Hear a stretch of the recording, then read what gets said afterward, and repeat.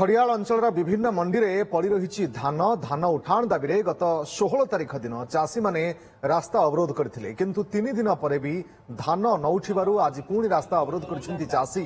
खड़ियाल कंडाबांजी रास्ता अरड़ा छक ठारे एवं खड़ियाल ब्लॉक छक ठारे रास्ता अवरोध करा जायछि।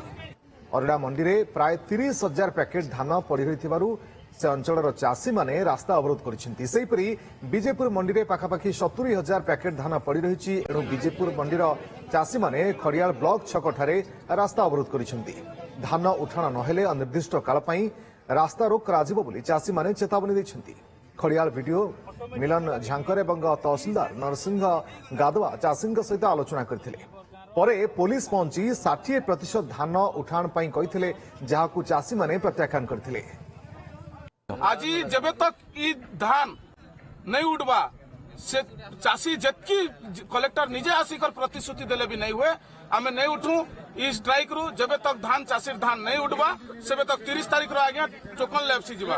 आपण भाबुन चाषी माने केन दुख रे से माने केन तांकर कष्ट इटा करूथिबे।